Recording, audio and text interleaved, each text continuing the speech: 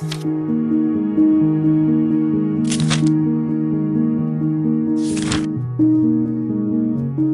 سعودی عرب atom bomb بنانے جا رہا ہے اور کیا امریکہ اس کی مدد کر رہا ہے؟ یہ وہ سوالات ہیں جو سعودی عرب اور امریکہ کے درمیان ہونے والی ایٹمی ڈیل کے بعد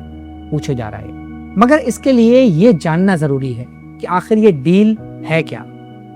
30 سالہ اس معاہدے کے تحت امریکہ سعودی عرب میں ایک نیوکلیئر پاورڈ بجلی گھر تعمیر کرے گا جس پر اربوں ڈالر کی لاگت آئے۔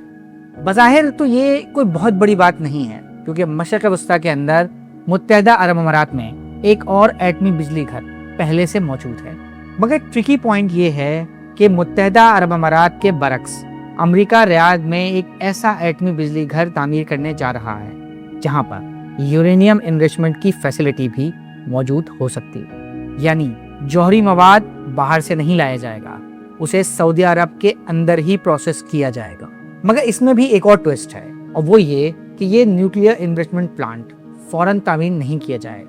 بلکہ سعودی اور امریکی حکام اس کی فیزیبلٹی پر 2 سال تک کام کریں گے، یعنی صدر ٹرمپ کا دور گزر جائے گا۔ اور اگر فیزیبلٹی رپورٹ نے یہ کہا کہ اس کی ضرورت سعودی عرب میں موجود ہے، تو پھر نئی آنے والی ایڈمنسٹریشن اس کے قیام کی منظوری سعودی عرب کے اندر دے گی۔ مگر سوال یہ ہے کہ کیا صدر ٹرمپ کے موجودہ اعلان کے باوجود امریکہ میں اس ڈیل کی مخالفت ہوگی، اور کیا یہ آسانی سے کانگریس سے پاس ہو جائے گی؟ U S department of energy کے مطابق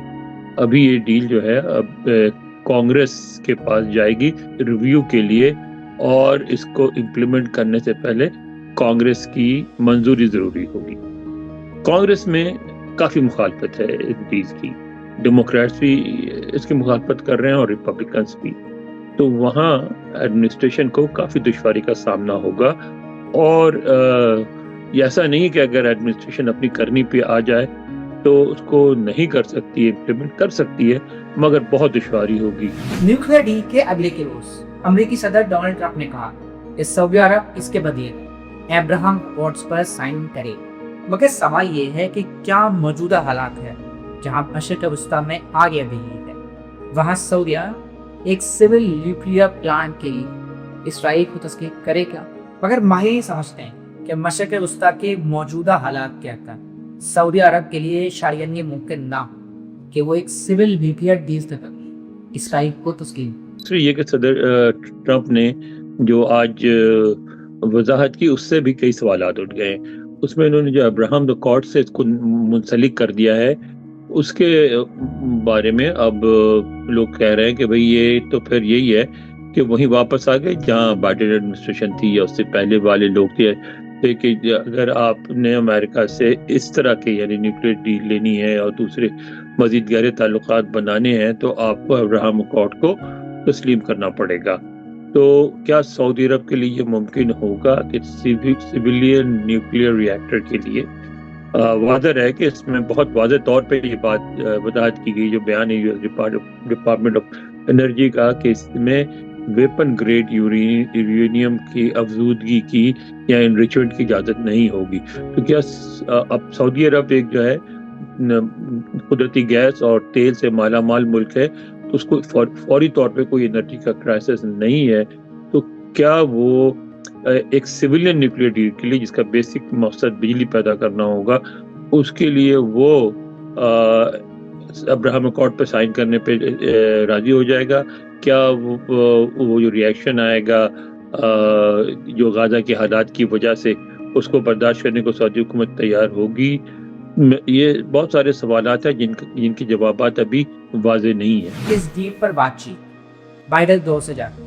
اور اس دوران امریکہ کی سب سے بڑی شرط ابراہم اکارڈز پر دستخط۔ مگر بالآخر ایسا کیا ہوا کہ امریکہ سعودی عرب کے ساتھ یہ ڈیل کرنے پر مجبور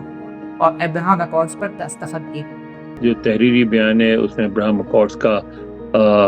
ذکر نہیں ہے۔ اس سے پہلے جو اعلان ہوا کہ ڈیل سائن ہونے والی ہے، اس میں بھی کہیں ابراہم اکارڈ کا ذکر نہیں تھا، اور جو تبصرے ہوئے اور ہو رہے ہیں امریکہ میں، اس میں بھی بار بار اس بات کو پوائنٹ آؤٹ کیا جا رہا ہے کہ سمجھوتے میں کہیں ابراہم اکارڈ کا ذکر نہیں ہے۔ صدر ٹرمپ نے جو بات کی ہے وہ بات جو یعنی سمجھوتے کے بعد جو پریشر آ رہا ہے، شاید اس سے ڈیل کرنے کے لیے بات کی ہے۔ دیکھیں ہوا یہ ہے اصل میں یہ جو جنگ ہو رہی ہے ایران اور امریکہ کی، اس جنگ کی وجہ سے مشرق وسطیٰ کی صورتحال یکسر تبدیل ہو گئی ہے۔ امریکہ اس جنگ میں تو اس ارادے سے گیا تھا کہ وہاں ایران میں حکومت تبدیل ہو جائے گی اور اس کے پاس پورا خطہ جو ہے ایک اسٹرانگ امریکن بلاک بن جائے گا، لیکن وہ ٹارگٹ حاصل نہیں کر سکا، اور ایران نہ صرف وہ پریشر برداشت کر گیا بلکہ جنگ میں بھی ڈٹ گیا، اور ابھی بات واضح ہو گئی ہے کہ مزید جنگ جاری رہ سکتی ہے، امریکہ مزید تباہیاں کر سکتا ہے، لیکن ایران میں شکست کا جو کنسپٹ تھا وہ اب اتنا پھیل گیا ہے کہ شکست ممکن ہی نہیں رہی، کہ اگر آپ زمینی آپریشن کر دیں گے پھر بھی ایران میں کہیں نہ کہیں لڑائی جاری رہے گی، جس کا نتیجہ کیا ہوگا؟ نتیجہ یہ ہوگا کہ جو پوری جو گلف کے کنٹریز ہیں بشمول سعودی عرب، وہ ہمیشہ ایک غیر یقینی کیفیت میں مبتلا رہیں گے، اور ان کو ایران سے ڈیل کرنا پڑے گا ایک الگ آزاد اور طاقتور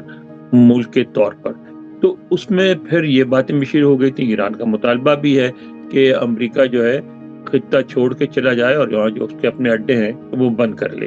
تو اس میں پھر امریکہ نے اس بات کی ضرورت کو محسوس کیا کہ وہ ان ممالک کو، سعودی عرب اور جو دیگر اس خطے کے ممالک، کویت، قطر، بحرین، یو اے ای،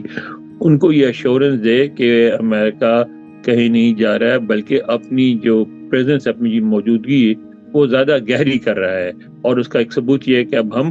سعودی عرب کے ساتھ نیوکلیر ڈیل کرنے لگے ہیں۔ تو اس لیے یہ ڈیل جو ہے اس وقت ضروری ہو گئی امریکہ کے لیے بھی، اور میں سمجھتا ہوں کہ صدر ٹرمپ نے بیان تو ضرور دیا ہے اس ابراہیم اکارڈ والا، لیکن اگر ان کا بس چلا